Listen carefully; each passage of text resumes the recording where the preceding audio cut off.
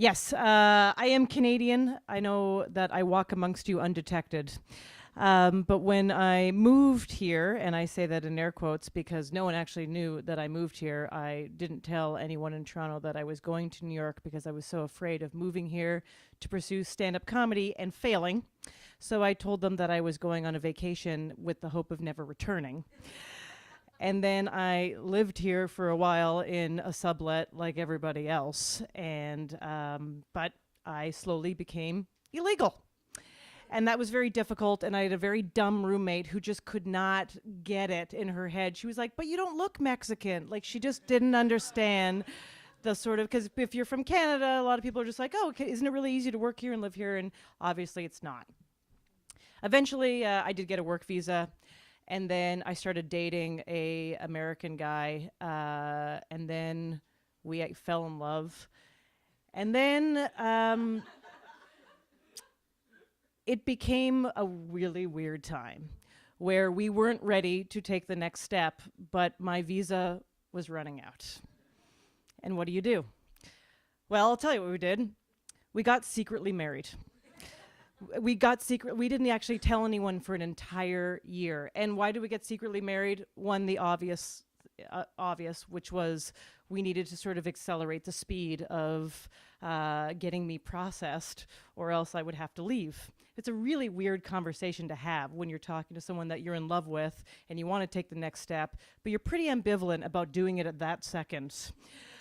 We talked about the ceremony in that moment and realized that we did not agree on what kind of ceremony we would even have. Like, I wanted City Hall. He wanted something extravagant where, he would be dressed in a flaming tuxedo and I would have like a gown of bubbles and we'd fly in on a hippogriff or one of those things from Harry Potter to the top of the Guggenheim. And so we compromised and decided that we would get married at City Hall. And it was secret. That was a really big deal to hide it from his parents. I would say it was a big deal to hide it from my parents, but they were in Canada and their vision of New York was getting mugged while sparkles flew in the air. Like, they really didn't understand anything about being here. On the day of the secret wedding, it really started to hit me what I was doing. One, I was moving forward with this guy, but we were doing it for a very bizarre reason. And we talked about the whole thing very businesslike. We always talked about like filling out the papers and how we were going to do this. And it didn't even occur to me till the day of, when we were planning to meet at City Hall at 2 p.m., that maybe I should wear something nice. So I went to Anthropologie. That was a store that I could never afford to buy anything at. It seemed like a big splurge to me. And I found like a dress and I brought it up to the sales girl to pay for it. And she was very nice. She was like, this is one of my favorite dresses in the entire store. And I just couldn't help myself because, I wanted to share what I was going through with someone. And so I just went, really? Because I'm about to get married in it in like 1 hour.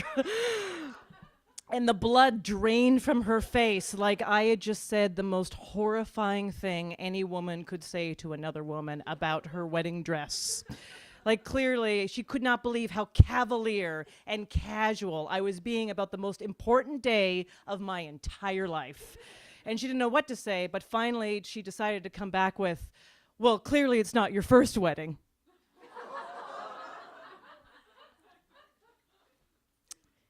I said, yeah, it's my first wedding. And she was like, well, you're getting a great deal in a dress. I got to City Hall. Jonathan and I got to City Hall, and we stood in a long line of other people getting married. And I will tell you this, we were the only ones that looked partially legitimate.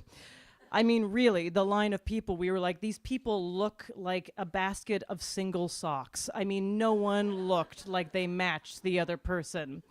And we all felt very guilty in that line. I swear to God, it was just sort of, I wanted to scream out, no, I actually love him, seriously. It's just the speed and anyways, no one would care. And no one would care. It's true, we went in and you go into City Hall and there's a person, a government official marrying you.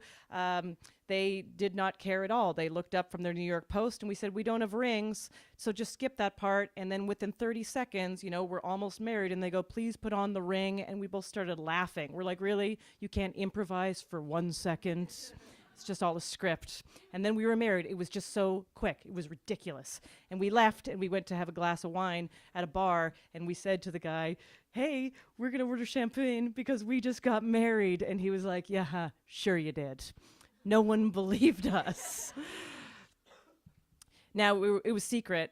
And I got to say, if I had to do it all over again, I still would do it in secret because it was so romantic. It was amazing. Nobody else knew. We would be in our apartment together and I would be like, hey, husband. And he would be like, whatever, wifey. And we'd just laugh and hug.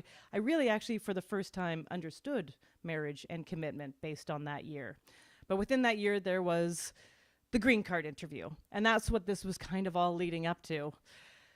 And we rented that green card movie, which is terrible, in preparation. And you fill out a lot of forms and pay money and go through biometrics and photo taken. And the entire process really did make me feel always that I was a criminal.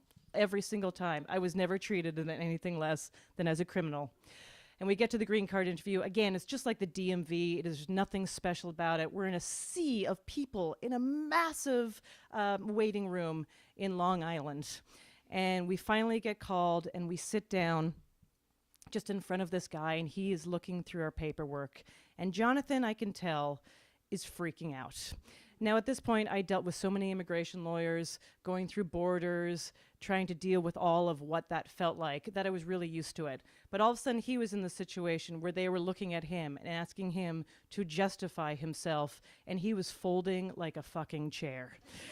All of a sudden, he was looking at me being like, I don't know, maybe she doesn't really love me. Maybe this is all a scam for her to get a green card. And I'm looking at him like, just keep it together. And, you know, the questions aren't what color underwear does he wear? Where do you keep the toothbrush? All this kind of stuff they make you believe. It's actually very simple. They ask me things like, were you ever involved in a conspiracy to overthrow your government? I was like, the Canadian government? No, no. Have you ever tried to build a bomb? No. I mean, things that I could answer without even thinking about it. You know, have you ever been to prison? Have you ever been part of a terrorist organization? Again, I was like, I'm Canadian. Like, we're sorry.